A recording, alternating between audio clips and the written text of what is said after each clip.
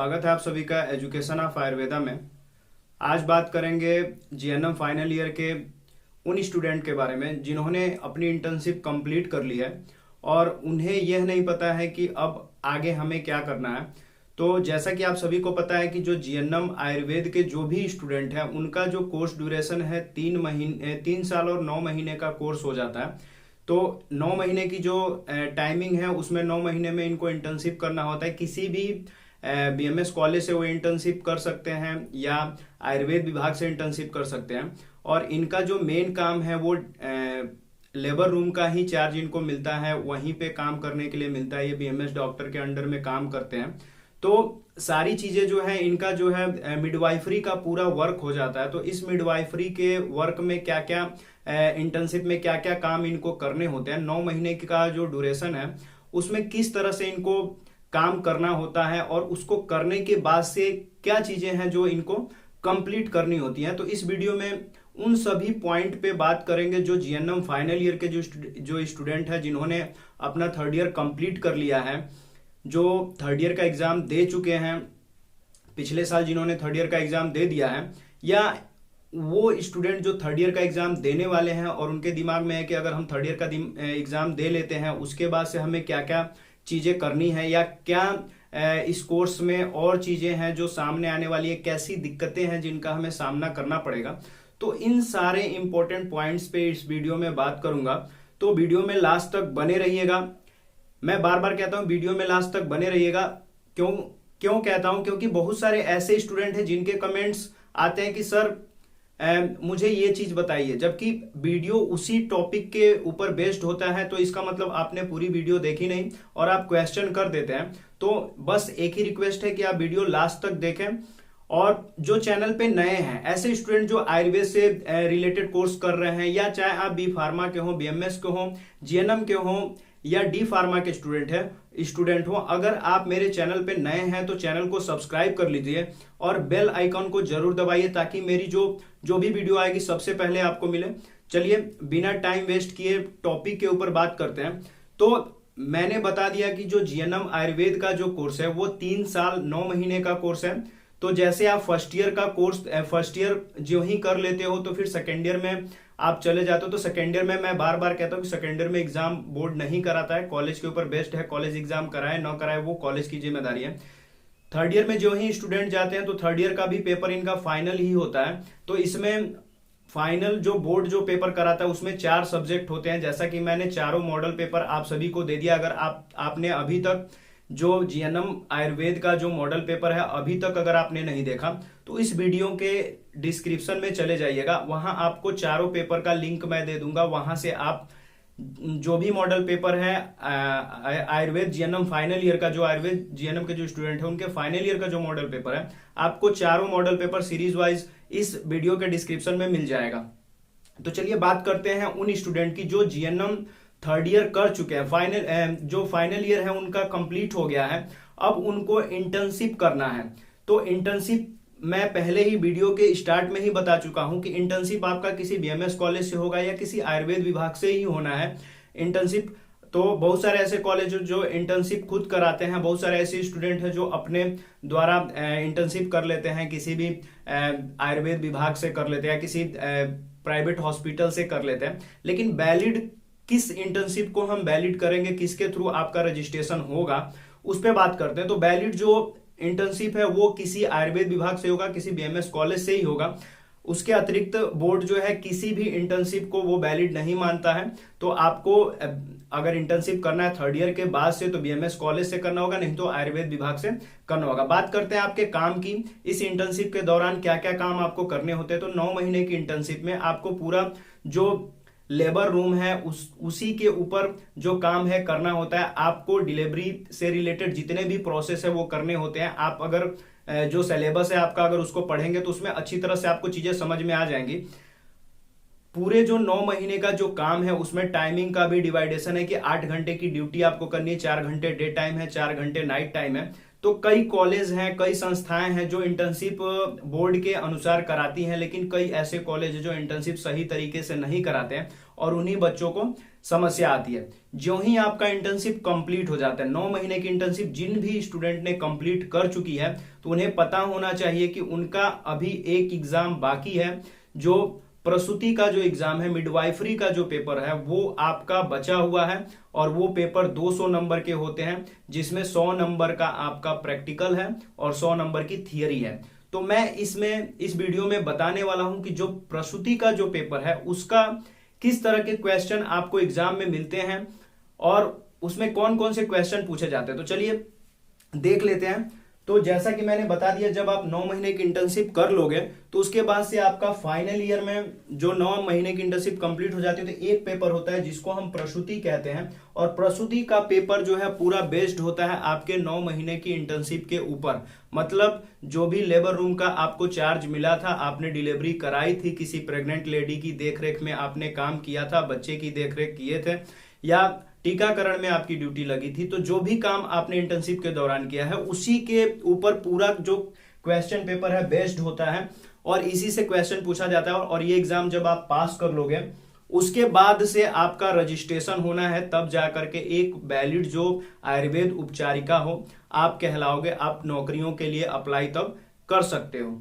तो चलिए देखते हैं किस प्रकार के क्वेश्चन आते हैं। तो मैंने पहले ही बता दिया है कि पूरे इंटर्नशिप पे ही आपका पूरा जो मॉडल पेपर है, पूरे जो क्वेश्चन है एग्जाम में पूरे इंटर्नशिप के ऊपर ही बेस्ड होते हैं, उसी से सारे क्वेश्चन आते हैं। इसलिए जो भी स्टूडेंट इंटर्नशिप कर रहे होंगे उनको अपने इंटर्नशिप को अच्छी तरह से करना है, ध्यानपूर्वक करना है, ताकि सारी चीजें आपको समझ में आए और कोई चीज दिक्कत ना हो, एग्जाम आए तो आप पूरे क्वेश्चन का आंसर आसानी से लिख सकें।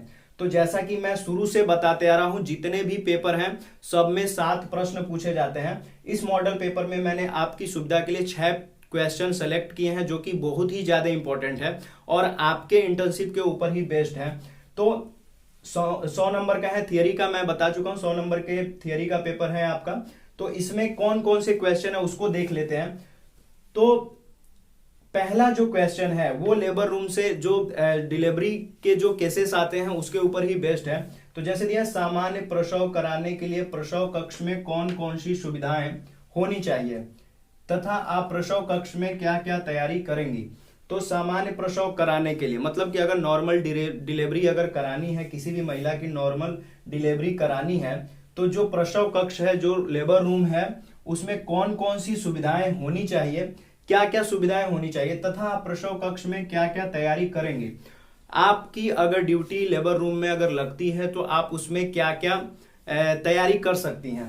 तो सामान्य प्रसव नॉर्मल डिलीवरी कराने के लिए कक्ष में कौन कौन सी सुविधाएं होनी चाहिए। तो जैसे आप इंटर्नशिप में जाते हो तो आपको जब लेबर रूम का चार्ज मिलता है तो आपको पता है कि वहां पे क्या क्या चीजें हैं, तो उन चीजों को आप ध्यानपूर्वक देखिए, अपने कार्य को समझिए और नॉर्मल डिलीवरी कराने के लिए आप कक्ष में क्या क्या तैयारी करते हैं, क्या क्या सामान कलेक्ट करते हो, ये सारी चीजें अपने दिमाग में रखे रहिए, ताकि जो ही आप एग्जाम में जो क्वेश्चन पूछा जाएगा उसका अपने तरीके से आप आंसर दे सकते हैं।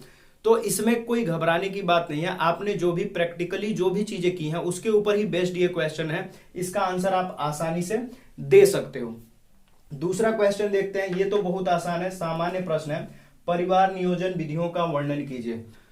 तो शुरू से ही आप अगर जीएनएम के स्टूडेंट है, नर्सिंग के स्टूडेंट है, हॉस्पिटल में आना जाना आपका रहता है, आप इंटर्नशिप के दौरान बहुत सारी चीजें सीखते हो और ये सामान्य सा प्रश्न है परिवार नियोजन। तो परिवार नियोजन की कौन कौन सी विधियां हैं, सभी विधियों का वर्णन करके इसको विस्तृत उत्तर आपको इसमें लिखना है, लॉन्ग आंसर है इसमें आपको देना है। तो परिवार नियोजन की विधियों को आप डिटेल में लिखोगे, परिवार नियोजन क्या है उससे स्टार्ट करेंगे, कौन कौन सी विधियां होती हैं जिसमें कॉपर टी है, कॉन्डोम है, इस तरह के बहुत सारी चीजें हैं जो कि परिवार नियोजन में आती हैं, इसको आप डिटेल में लिख सकते हो, ये आंसर कंप्लीट हो जाएगा। फिर थर्ड नंबर है टीकाकरण का विस्तार पूर्वक वर्णन कीजिए। अभी टीकाकरण आ गया, तो टीकाकरण का विस्तार पूर्वक वर्णन कीजिए। तो अगर इसमें किसी एक पॉइंट पे फोकस नहीं किया है तो आप सिंपली लिख सकते हैं टीकाकरण क्या है, टीकाकरण के प्रकार कितने होते हैं और माता जो गर्भवती है उसके कौन कौन से टीके लगने हैं, बच्चा जब नवजात शिशु जब हो जाता है तो उसको कौन कौन से टीके लगने, इस तरह की जानकारी कलेक्ट करके आप इस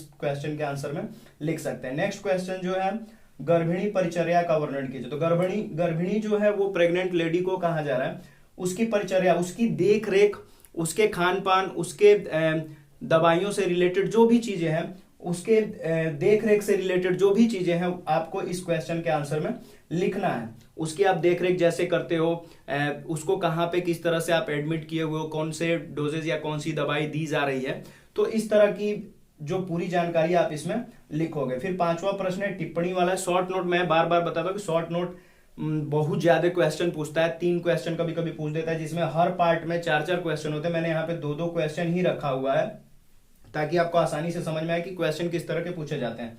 5वां प्रश्न है क गर्भपात। तो मिसकैरेज जो होता है, गर्भपात भ्रूण हत्या भी हम कह सकते हैं। गर्भपात कैसे हो जाता है या गर्भपात क्या है, उसके ऊपर आपको पॉइंट बना करके लिखना है।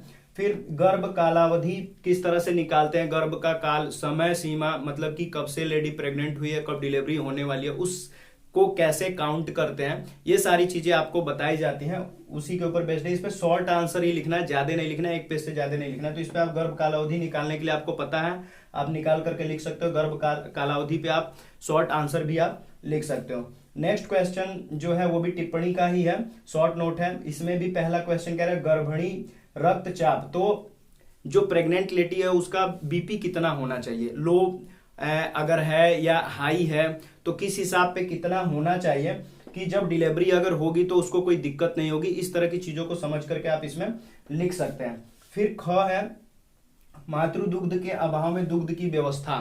तो ये क्वेश्चन थोड़ा सा आसान हो जाता है। अगर कोई लेडी है और प्रसव के उपरांत अगर बच्चे को दूध पिलाना है, उसके दूध में कमी है, नहीं पिला पा रही है, तो उसकी उस अवस्था में आप किस तरह से दुग्ध की व्यवस्था अस्पताल में करोगे, इसके ऊपर बेस्ड है क्वेश्चन। आप इसमें आंसर में लिख सकते हैं कि अगर माता का दूध अगर नवजात के लिए नहीं हो पा रहा है, उसके लिए उतनी मात्रा में दूध अगर नहीं उत्पन्न हो पा रहा है, तो आप अस्पताल में किस तरह की व्यवस्था करेंगे, किस तरह से उसकी दूध की पूर्ति, उस नवजात शिशु के दूध की पूर्ति करेंगे, आपूर्ति करेंगे। तो ये पूरा जो क्वेश्चन है इसमें ये सारी चीजें आप लिख सकते हो। तो इसमें आपने देखा कि जो इंटर्नशिप के दौरान जीएनएम फाइनल ईयर के जो स्टूडेंट है, इंटर्नशिप के बाद जो पेपर होता है मिडवाइफरी मतलब प्रसूति का जो पेपर होगा, इस तरह के क्वेश्चन उसमें आते हैं। आशा करता हूं कि जितने भी क्वेश्चन आपको बताए गए हैं, इससे आपको अपने पेपर को, अपने सब्जेक्ट को समझना बहुत आसान हो गया होगा। और वीडियो के स्टार्ट में मैंने बहुत सारी चीजें बताई हैं जो कि आपको बहुत ही ज्यादा हेल्पफुल होने वाली है कि आप जो जीएनएम के जो स्टूडेंट है, जो जीएनएम कर रहे हैं, इंटर्नशिप कैसे होनी है, इंटर्नशिप के बाद क्या होना है, और रजिस्ट्रेशन से रिलेटेड सारी इंफॉर्मेशन मैंने इस वीडियो में दिया हुआ है। तो वीडियो को लाइक कीजिए। जो चीजें अभी भी आपके दिमाग में आपको कंफ्यूज कर रही हैं, जो बातें अटक गई हैं, आपको नहीं समझ में आ रही हैं, आप कमेंट बॉक्स में लिख दीजिए, मैं उसका समाधान आपको दूंगा। और जैसा कि सभी को पता है, जो मेरे सब्सक्राइबर हैं उनको अच्छी तरह से पता है कि आपके एक एक कमेंट की मैं वैल्यू देता हूं और एक एक कमेंट का मैं सही तरीके से आंसर देने की कोशिश करता हूं। कभी कभी वीडियो लेट हो जाती है तो आप परेशान ना हुआ कीजिए। तो वीडियो को लाइक कीजिए, कमेंट कीजिए और दूसरों तक पहुंचाइए ताकि दूसरे भी स्टूडेंट की हेल्प हो सके। बहुत बहुत धन्यवाद।